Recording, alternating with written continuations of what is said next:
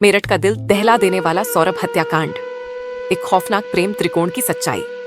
शहर मेरठ, जहां हर गली मोहल्ले में दिन की शुरुआत मंदिर की घंटियों से होती थी, वहीं एक घर में ऐसा तूफान खड़ा था जिसने इंसानियत को ही कटघरे में खड़ा कर दिया।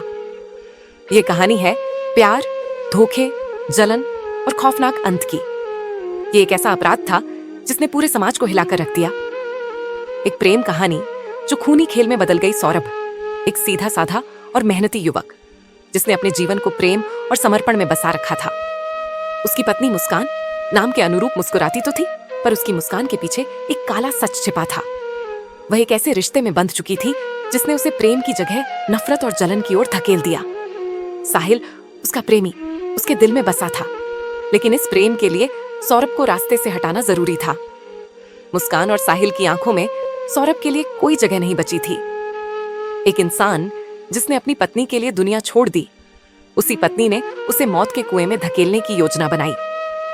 हत्या की खौफनाक साजिश मुस्कान और साहिल ने सौरभ को मारने की योजना एक हफ्ते तक बनाई।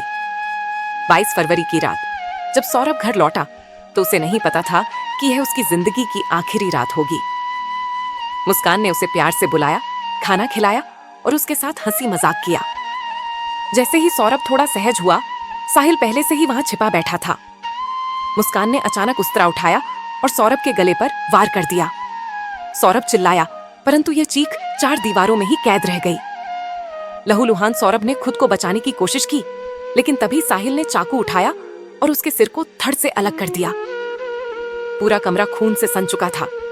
एक इंसान की जिंदगी को ऐसे बेदर्दी से खत्म कर दिया गया कि खुद मौत भी कांप उठी होगी। सौरभ की आंखें शायद आखिरी बार मुस्कान को देख रही थीं।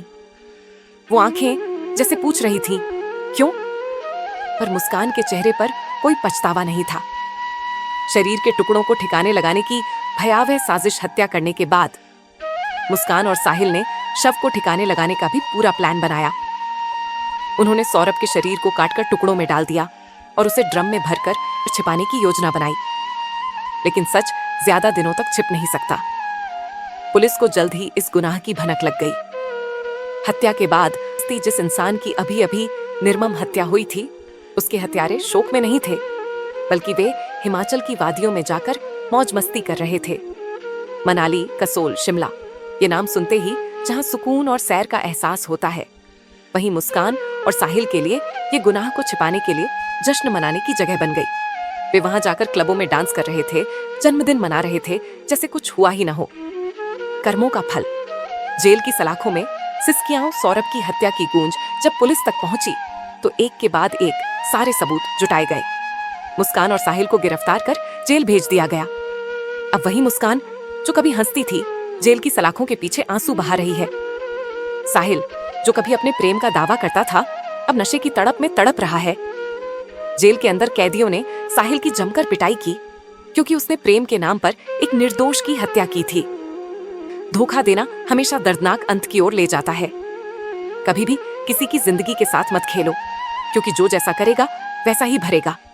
रिश्तों में सच्चाई और विश्वास होना जरूरी है, वरना वे रिश्ते सिर्फ बर्बादी लाते हैं। किसी का जीवन छीनकर कोई कभी खुश नहीं रह सकता। गुनाह का अंत हमेशा दर्दनाक होता है।